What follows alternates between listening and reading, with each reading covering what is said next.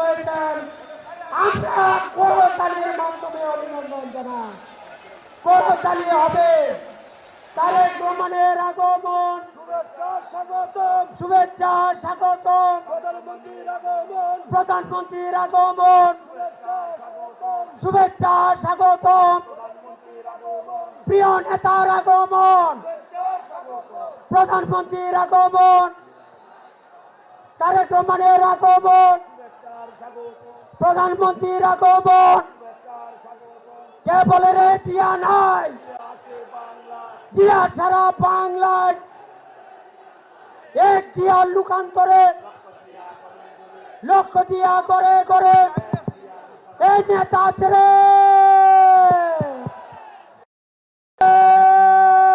কোন সে নেতা? তারেক রহমান, তারেক রহমান।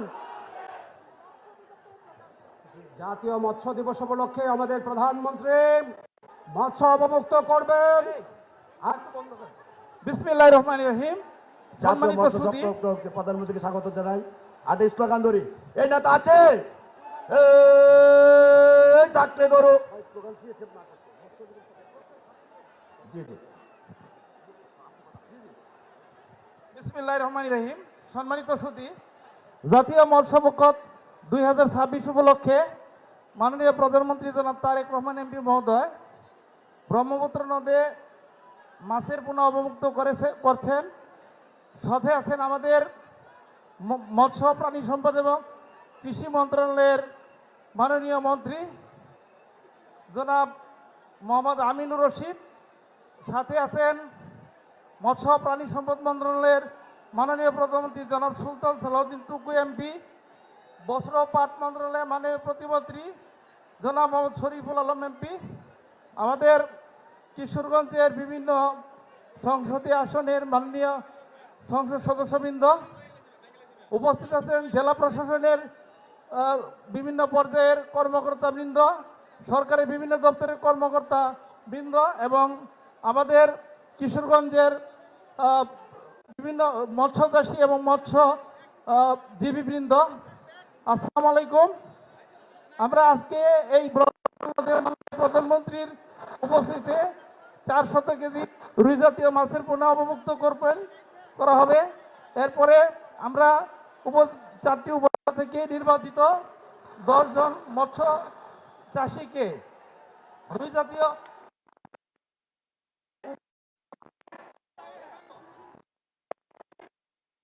নির্বাচিত মৎস্য চাষীদের করব আপনাদের নামের ক্রমিক অনুসারে আপনাদেরকে আসার জন্য আপনারা আপনাদের নাম ডাকার পর মঞ্চে আসবেন এবং আজকের অনুষ্ঠানের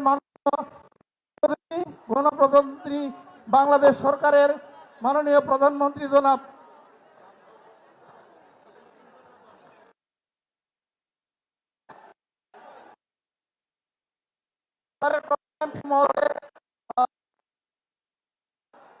মাছের গ্রহণ করবেন। এইবারের জাতীয় মৎস্য পক্ষের স্লোগান নির্ধারণ করা হয়েছে, রূপালী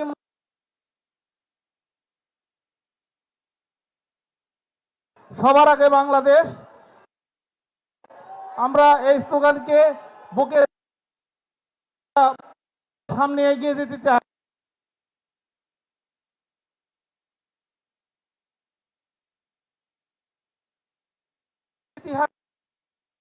এই জাতীয় অনুষ্ঠান আমাদের চাষী এবং মৎস্যজীবীদের জন্য যে আয়োজন করা হয়, এটা প্রথম ঢাকার বাইরে এবং গর্বিত।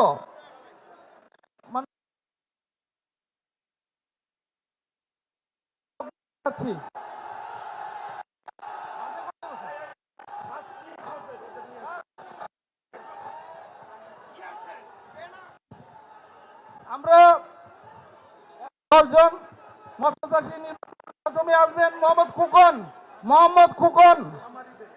খোকন, ওনাকে অনুরোধ জানাচ্ছি মাছের পোনা গ্রহণ। এরপর আসবেন মোহাম্মদ বিল্লাল হোসেন, এরপর মোহাম্মদ কবির হোসেন যাইতে দেন। আপাতত এই তিনজন, ধন্যবাদ আপনাদেরকে। বাকি যারা আছেন আমরা পরবর্তীতে এখান থেকে কি করবো। জি ধন্যবাদ। জি জি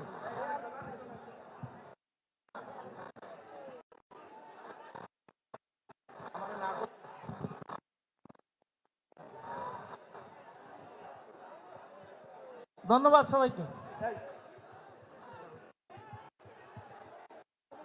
প্রিয় ভাইরা, মাননীয় প্রধানমন্ত্রী এই পাকুন্দিয়াতে মৎস্য অবমুক্ত করলেন এবং পোনা বিতরণ করলেন। এই প্রান্তিক খামারিদেরকে উৎসাহ দেওয়ার জন্য, তাদেরকে অর্থনৈতিকভাবে শক্তিশালী করার জন্য আমরা খুব সংক্ষেপে এই প্রোগ্রামটি শেষ করব। শুধুমাত্র এই এলাকার মা মাটি মানুষের নেতা, এই এলাকার মাননীয় সংসদ সদস্য জনাব অ্যাডভোকেট মোহাম্মদ শুভেচ্ছা বক্তব্য দেওয়ার জন্য অনুরোধ করছি। সবাইকে হাত তুলে বলতে হবে নেতা আছে, ওই সেই নেতা তারেক রহমান। ধন্যবাদ। বিসমিল্লাহির রহমানির রহিম। আজকের এই মৎস্য অবমুক্তকরণ অনুষ্ঠানের সম্মানিত সভাপতি, মঞ্চে উপস্থিত এই এলাকার সংসদ সদস্যবৃন্দ, আমার সামনে উপস্থিত মুরব্বীবর্গ, এলাকাবাসী ভাই বোনেরা, মা বোনেরা, আমার দলীয় নেতৃবৃন্দ এবং কর্মী ভাইরা, আসসালামু আলাইকুম। কেমন আছেন সবাই? আলহামদুলিল্লাহ। প্রিয় ভাই বোনেরা, এই যে আজকে এখানে যে মৎস্য অবমুক্তকরণ হলো, এই মাছগুলো যখন বড় হবে, এই মাছগুলো যখন ডিম পারবে, বিভিন্ন খালে বিলে ঢুকবে, তখন উপকার কাদের হবে? কাদের হবে ভাই? ওই লন্ডনের মানুষের উপকার হবে না জাপানের মানুষের উপকার হবে? বাংলাদেশের মানুষের উপকার হবে। প্রিয় ভাই বোনেরা, এটাই হচ্ছে সঠিক। অর্থাৎ আপনারা বিগত নির্বাচনে বাংলাদেশ জাতীয়তাবাদী দল, অর্থাৎ শহীদ রাষ্ট্রপতি জিয়াউর রহমানের দল, দেশনেত্রী বেগম খালেদা জিয়ার দল বিএনপিকে আপনারা জয়যুক্ত করেছিলেন। কারণ বিএনপির রাজনীতিটাই হচ্ছে এমন একটি রাজনীতি, যেই রাজনীতির বাস্তবায়ন করলে পরে দেশের মানুষ উপকৃত হবে, গ্রামের মানুষ উপকৃত হবে। এটাই হচ্ছে বিএনপির রাজনীতি। এবং সে কারণেই আমরা চাই এই রাজনীতি বাস্তবায়নের মাধ্যমে বাংলাদেশকে একটি কল্যাণমুখী রাষ্ট্র গড়ে তুলতে। এবং সে কারণে প্রিয় ভাই বোনেরা, আপনারা দেখেছেন যে আমরা নির্বাচনের আগে বলেছিলাম এবং নির্বাচনের পরে আপনাদের ভোটে যখন আমরা সরকার গঠন করতে সক্ষম হয়েছি, আমরা বলেছিলাম খাল খনন কর্মসূচির কাজ আমরা শুরু করব। আলহামদুলিল্লাহ, আল্লাহর রহমতে আমরা সারা দেশে খাল খননের কাজ শুরু করেছি। এই খাল খননের ফলে কৃষক ভাইরা কি উপকার পাচ্ছে? কৃষক ভাইরা উপকার পাচ্ছে।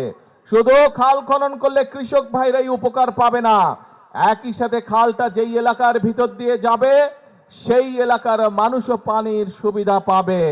সেজন্যই একই সাথে শুধু করলেই হবে না, খাল খননের পানি যেমন উপকারে লাগবে, সেই পানির আরো সৎ ব্যবহার করতে হবে। এবং তারই অংশ হিসাবে আজকে আমরা এই নদীতে আমরা মাছ ছাড়ে পোনা ছাড়লাম, কিন্তু ধীরে ধীরে ইনশাল্লাহ সমগ্র নদী এবং বড় বড় খালগুলোতে আমরা, সারা বাংলাদেশের খালগুলোতে আমরা মাছের আরোহণ গড়ে তুলব, মৎস্যের পোনা আমরা ছাড়বো পর্যায়ক্রমিক ভাবে, যাতে করে এই পানির সেচ সুবিধা যেমন কৃষক ভাইরা পাবে, এই মাছগুলো ধরার মাধ্যমে খাদ্যের চাহিদা যাতে মানুষ পূরণ করতে পারে। প্রিয় ভাই বোনেরা, এবং এই কল্যাণমুখী রাষ্ট্র করতে গিয়ে আমাদের আরেকটি পরিকল্পনা ছিল, এই যে এখানে হাজার হাজার মা বোনেরা আজকে দাঁড়িয়ে আছে, এই মা বোনদেরকে শিক্ষিত করার জন্য দেশনেত্রী খালেদা জিয়া যখন দেশ পরিচালনার দায়িত্বে ছিলেন, উনি একটি পদক্ষেপ গ্রহণ করেছিলেন, সেটি হচ্ছে নারীদের শিক্ষা ব্যবস্থা ক্লাস 12 পর্যন্ত, ইন্টারমিডিয়েট পর্যন্ত উনি ফ্রি করে দিয়েছিলেন নারীদের শিক্ষা ব্যবস্থা। এবং দেশের জনসংখ্যার যেহেতু অর্ধেক নারী, কাজে এই নারী সমাজকে যদি আমরা পেছনে রাখি, ফেলে রাখি পিছনে, তাহলে দেশকে সামনে এগিয়ে নিয়ে যাওয়া যাবে না। এবং সে কারণেই আমরা সিদ্ধান্ত গ্রহণ করেছি, বর্তমান সরকার সিদ্ধান্ত গ্রহণ করেছে যে নারীদের শিক্ষা অনার্স পর্যন্ত ফ্রি করে দেওয়া হবে, সকল খরচ সরকার বহন করবে। কিন্তু এখানে অনেক বোনেরা আছে, অনেক সন্তান তুল্য মেয়েরা আছে, তোমাদেরকে কিন্তু ভালো করে মনোযোগ দিয়ে লেখাপড়া করতে হবে ইনশাআল্লাহ, যাতে বড় হয়ে এই দেশের হাল তোমরা ধরতে পারো। শুধু তাই নয়, যে সকল মেয়েরা ভালো রেজাল্ট করবে তাদেরকে আমরা উপবৃত্তির ব্যবস্থা করব ইনশাআল্লাহ সরকার থেকে। প্রিয় ভাই বোনেরা, সেজন্যই আপনারা দেখেছেন আমরা যেমন এই ব্যবস্থা গ্রহণ করেছি, একই সাথে গ্রামে গঞ্জে ছড়িয়ে থাকা হাজার হাজার প্রাইমারি স্কুলের বাচ্চাদেরকে, যারা গরিব মানুষের বাচ্চা, যে গরিব মানুষের সন্তান, তাদেরকে আমরা সরকারের পক্ষ থেকে বছরে একবার করে স্কুল ড্রেস দিতে চাই। শুধু স্কুল ড্রেসই নয়, এই কয়েক লক্ষ বাচ্চাকে, প্রায় 1,20,00,000 বাচ্চা, এই বাচ্চাদেরকে আমরা স্কুল ড্রেসের সাথে আমরা স্কুল ব্যাগও পৌঁছে দিতে চাই। যেভাবে প্রতি বছর নতুন বই দেওয়া হয়, আমরা নতুন বইয়ের সাথে তাদেরকে নতুন স্কুল ব্যাগ, আমরা নতুন বইয়ের সাথে তাদেরকে আমরা নতুন স্কুল ড্রেসও দিতে চাই, তাদের ঘরে পৌঁছে দিতে চাই।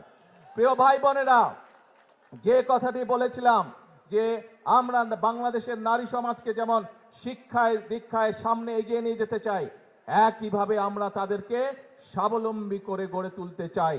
এবং সেই জন্য নির্বাচনের আগে আমরা বলেছিলাম যে নারী সমাজকে স্বাবলম্বী করার জন্য বাংলাদেশের 4 কোটি পরিবারের মধ্যে প্রত্যেকটি পরিবারের নারী যে প্রধান, যে মা, যে সংসারটি চালায়, তার হাতে পর্যায়ক্রমিকভাবে আমরা ফ্যামিলি কার্ড পৌঁছে দিব। আল্লাহর রহমতে আমরা সেই ফ্যামিলি কার্ডের কাজও শুরু করেছি এবং পর্যায়ক্রমিকভাবে এই কাজ আমরা আগামী 5 বছর সারা প্রত্যেকটি ঘরে পৌঁছে দিব। এবং তারই অংশ হিসেবে আজকে এই জেলায় আমরা ফ্যামিলি কার্ডের কাজ উদ্বোধন করছি ইনশাআল্লাহ।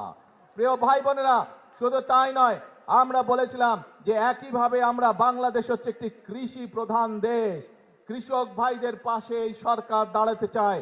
যতটুকু সরকারের সম্ভব, সরকারের সামর্থ্য, কৃষক ভাইদের পাশে দাঁড়াতে চায়, তাদেরকে সহযোগিতা করতে চায়। এবং সেজন্যই আমরা কৃষি কার্ড চালু করতে চাইছি কৃষক ভাইদের জন্য, যেই কার্ডের মাধ্যমে আমরা তাদেরকে বছরে আর্থিক সহযোগিতা প্রদান করব। শুধু তাই নয়, এই কৃষক কার্ডের মাধ্যমে তাদের কাছে সার, বীজ, কীটনাশক, ঔষধও আমরা পর্যায়ক্রমিকভাবে পৌঁছে দেওয়ার চেষ্টা করব। এই যে কাজগুলো বললাম, এই কাজগুলো হচ্ছে এই দেশের মানুষের জন্য, এই দেশের জনগণের জন্য, যার মাধ্যমে এই দেশের জনগণের ভাগ্যের পরিবর্তন হবে। শুধু তাই নয় প্রিয় ভাই বোনেরা, আপনারা দেখেছেন যে আমরা দেশের মানুষের সামনে ওয়াদা করেছিলাম যে বিএনপি সরকার গঠন করতে পারলে আমাদের সমাজে আলেম সমাজ যারা আছেন, বিভিন্ন মসজিদ, মাদ্রাসা, মক্তবের যারা ইমাম, মুয়াজ্জিম, খতিব সাহেবরা আছেন, এর বাইরে অন্য অন্য ধর্মের যারা ধর্মগুরু আছেন, তারা অনেকেই আছেন মানবতর জীবনযাপন পালন করেন। আমরা সেই জন্য সিদ্ধান্ত নিয়েছিলাম এই মানুষগুলোর পাশেও আমরা দাঁড়াতে চাই। আমরা যেমন নারী সমাজের পাশে দাঁড়াতে চাই, তাদেরকে স্বাবলম্বী করতে চাই, আমরা যেমন কৃষক ভাইদের পাশে চাই, তাদেরকে স্বাবলম্বী করতে চাই, আমরা যেমন আমাদের ভবিষ্যৎ প্রজন্ম সন্তানদের পাশে থেকে তাদেরকে শিক্ষা দীক্ষায় গড়ে তুলতে পারি, আমরা তাদের জন্য নতুন করে স্পোর্টসের ব্যবস্থা করেছি, যাতে আমাদের ভবিষ্যৎ প্রজন্মের ভিতর থেকে ভালো ভালো খেলোয়াড়রা বেরিয়ে আসতে পারে, খেলাকে তারা যাতে পেশা হিসেবে গ্রহণ করতে পারে। আমরা নতুন করির মাধ্যমে বিভিন্ন শিল্পে যাতে আমাদের আগামী বংশধররা বেরিয়ে আসতে পারে, তাদের মধ্যে থেকে যাতে পেশাদার শিল্পী তৈরি হতে পারে, এই ব্যবস্থাগুলো করেছি। ঠিক একইভাবে আমরা চাই আমাদের ইমাম, মুয়াজ্জিম সাহেব যারা আছেন, তাদের পাশে আমরা দাঁড়াতে চাই, যাতে করে তারাও স্বাবলম্বী হয়ে গড়ে উঠতে পারে।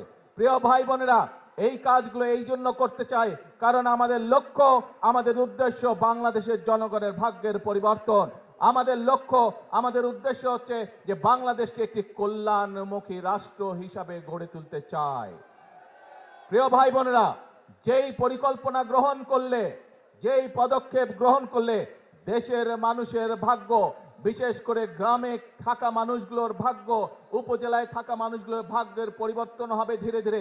আমরা সেই কাজগুলো করতে চাই প্রিয় ভাই বোনেরা, এবং সে কারণেই আমরা খাল খনন কর্মসূচি, বৃক্ষরোপণ অভিযান, ফ্যামিলি কার্ড, কৃষক কার্ড, স্কুলের বাচ্চাদেরকে পোশাক পৌঁছে দেওয়া, তাদের হাতে নতুন বই পৌঁছে দেওয়া, স্কুলগুলোকে ঠিক করা, ইমাম মুয়াজ্জিম সাহেবদেরকে সহযোগিতা করা আর্থিকভাবে, এই কাজগুলো আমরা করতে চাই প্রিয় ভাই বোনেরা।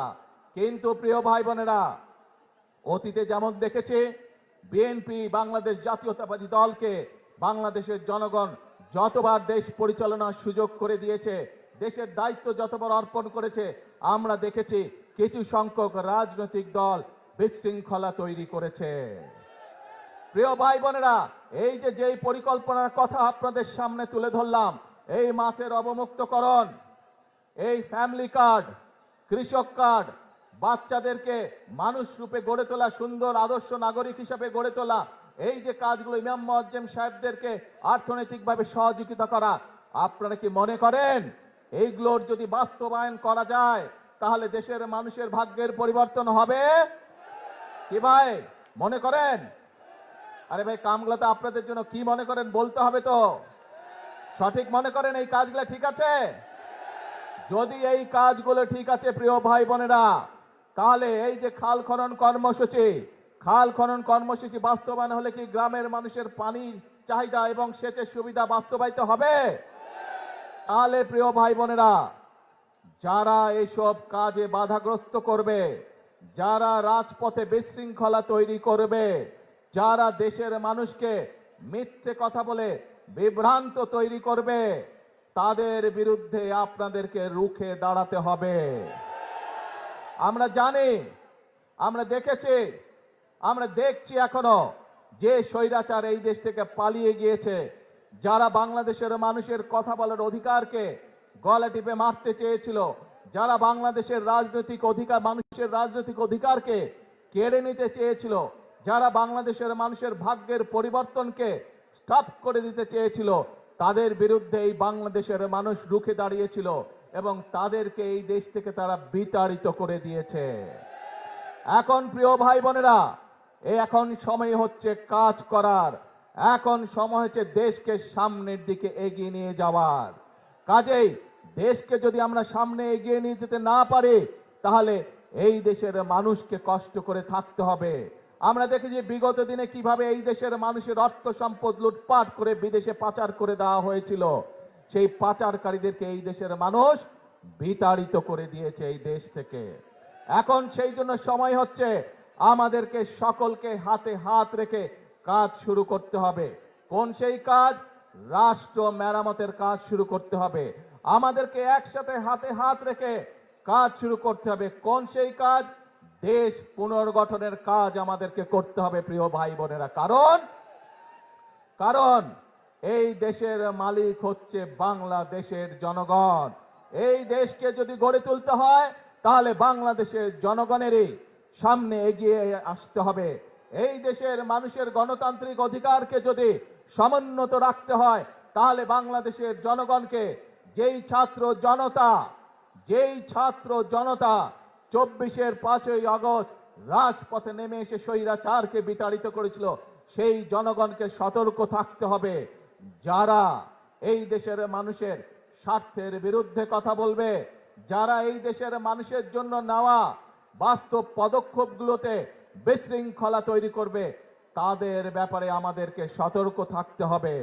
প্রিয় ভাই বোনেরা, আমরা জানি একদিনে সকল সমস্যার সমাধান হবে না। যেভাবে স্বৈরাচার এই দেশের অর্থনীতি বলেন, এই দেশের পররাষ্ট্রনীতি বলেন, এই দেশের শিক্ষা ব্যবস্থা বলেন, এই দেশের স্বাস্থ্য ব্যবস্থা বলেন, প্রত্যেকটি ব্যবস্থাকে ধ্বংসপ্রাপ্ত করে দিয়ে গেছিল। সেই আমরা সরকার গঠন করার পরে দেশের সকল অবস্থাকে আমরা ধ্বংসপ্রাপ্ত পেয়েছি।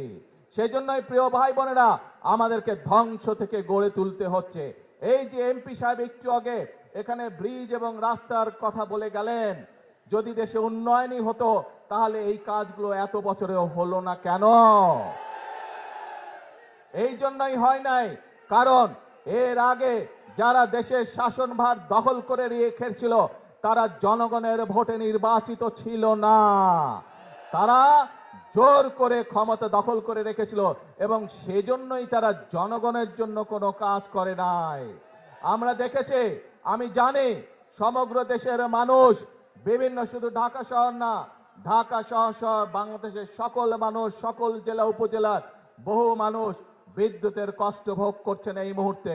কিন্তু এই যে বিদ্যুতের সমস্যা, এই সমস্যা স্বৈরাচার, যে স্বৈরাচারকে এই দেশের মানুষ বিতাড়িত করেছে, তাদের আনপ্ল্যান, অপরিকল্পিত পরিকল্পনার জন্য, অপরিকল্পিত বিভিন্ন পদক্ষেপের জন্য আজকে বিদ্যুৎ এবং জ্বালানির এই অবস্থা।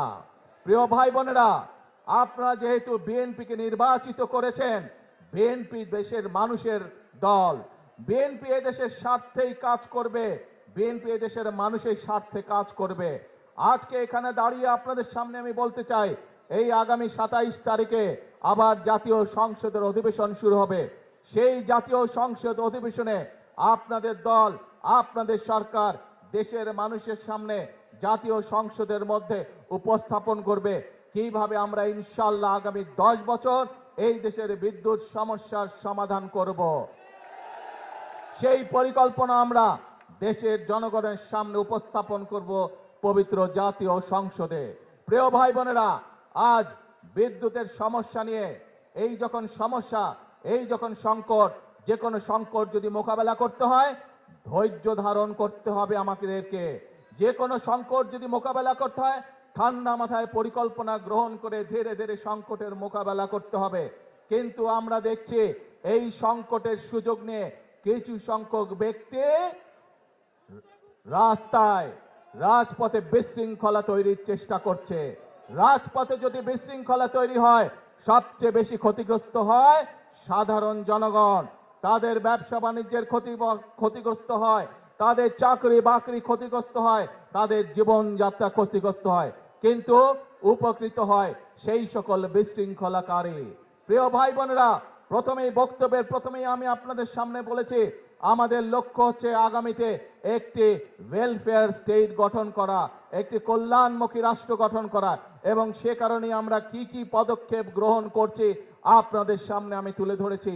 এখানে আপনারা হাজার হাজার মানুষ সমর্থন দিয়ে বলেছেন যে এই পরিকল্পনাগুলো যদি বাস্তবায়িত হয় তাহলে বাংলাদেশের মানুষ উপকৃত হবে, তাই তো নাকি? তাহলে প্রিয় ভাই বোনরা, আজকে এই বক্তব্যের শেষে এসে আপনাদেরকে বলতে চাই, আপনারা যে সমর্থন দিয়েছিলেন 12ই ফেব্রুয়ারি নির্বাচনে, সেই সমর্থনের উপরে আপনারা আস্থা ধরে রাখুন। ইনশাল্লাহ আপনাদের নির্বাচিত দল বাংলাদেশ জাতীয়তাবাদী দল ইনশাল্লাহ জনগণের জন্য অতীতেও কাজ করেছে, বর্তমানেও কাজ করবে এবং দেশ এবং জনগণের স্বার্থের বাইরে কোনো কাজ করবে না। প্রিয় ভাই বোনেরা, আসুন আজকের এই 15 মার্চ অবমুক্তকরণের এই যে জনসভা, এই জনসভায় আমরা সকলে আজকে শপথ গ্রহণ করি। আমরা সকলে শপথ গ্রহণ করি, সকলে প্রতিজ্ঞা করি যে দেশের স্বার্থের বিরুদ্ধে যারা কাজ করবে, যারা বিশৃঙ্খলা তৈরি করবে, যারা জনগণের স্বার্থে নেওয়া বিভিন্ন কর্মসূচি বাধাগ্রস্ত করবে, তাদেরকে জনগণের সকল শক্তি নিয়ে তাদেরকে প্রতিরোধ করবে। আছি নাকি আমরা দেশের শান্তি রক্ষায়? আসুন, যে কোনো মূল্যে আমাদেরকে দেশের শান্তি রক্ষা করতে হবে। দেশের মানুষ এখন দেশের শান্তি চায়, দেশের মানুষ এখন শৃঙ্খলা চায়, আইনের শাসন চায়, দেশের মানুষ কর্মসংস্থান চায়, দেশের মানুষ তার সন্তানদের জন্য শিক্ষা চায়, দেশের মানুষ তার পরিবারের জন্য স্বাস্থ্য ব্যবস্থা চায়।